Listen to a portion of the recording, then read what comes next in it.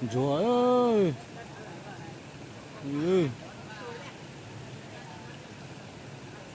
Đây là vườn đậu cơ.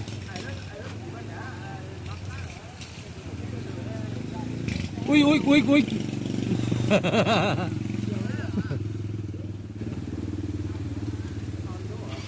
Lọ.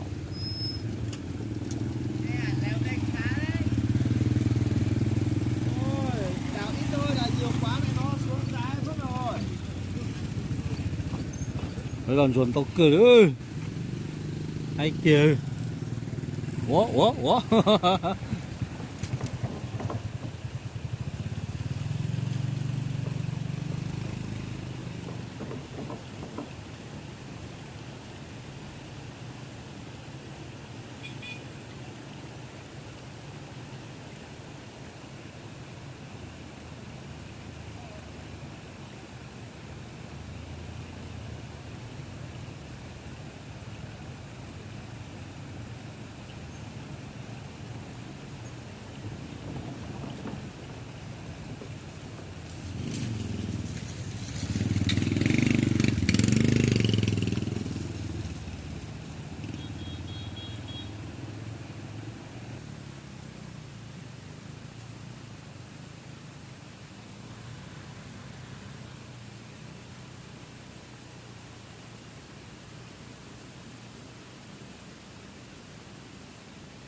Ừ.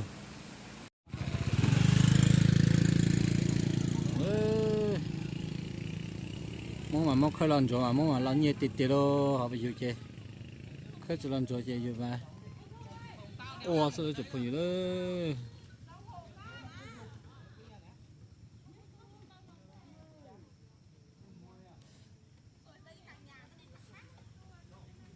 ô tụi tao bỏ nữa anh nó sợ quay chơi đấy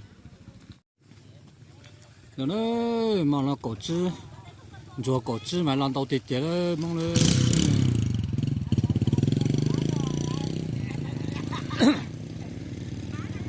bên rồi cổ chứ mà chỉ lòng cái đấy nên thì sao giờ thao cổ chứ to thao cổ chứ to rồi bên nó cổ chứ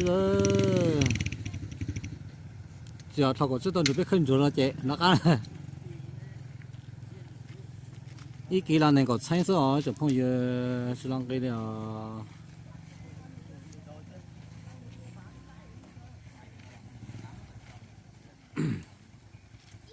chúng nó chỉ muốn rồi đấy chế u chế nó thế mà chúng nó mà ý lúc xưa nó mà lúc trước u tù nữa chúng nó chế ý là mỗi ý núi chế tàu ta ý chọ thế xưa nữa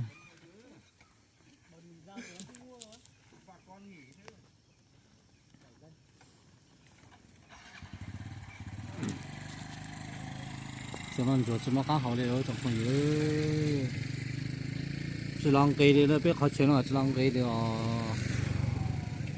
nó bị khó mà lúc xưa nó mà nó bị khó như nó mà chỉ lắp nền gỗ chứ nền gỗ cho đó ở bên này nền gỗ một cái nữa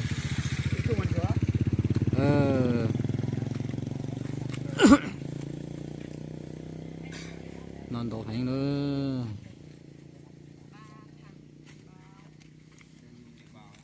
nó chịu yếu rồi bây mong chỉ mong nhẹ vậy bây giờ chỉ tàu bây giờ nữa ở bây giờ này bây giờ yếu là lố thôi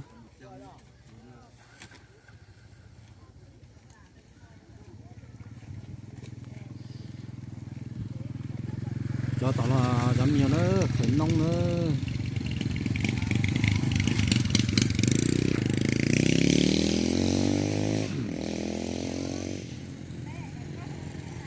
làm cho nó cơ nữa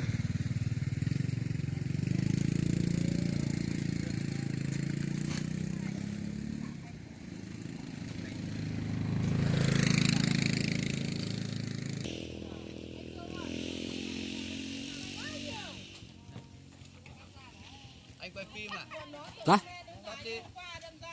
Không được quay phim đâu. Xóa đi. xóa rồi Xóa đi. Không được quay phim đâu. đâu ấy có phải cho kia đâu Không quay đâu. quay chưa đâu mà Quay đâu. quay cho vào YouTube là có phải cho vào Xóa mẹ đi không quay đâu. cho vào YouTube đó. Quay làm gì? Cái này có gì hay đâu. có chứ.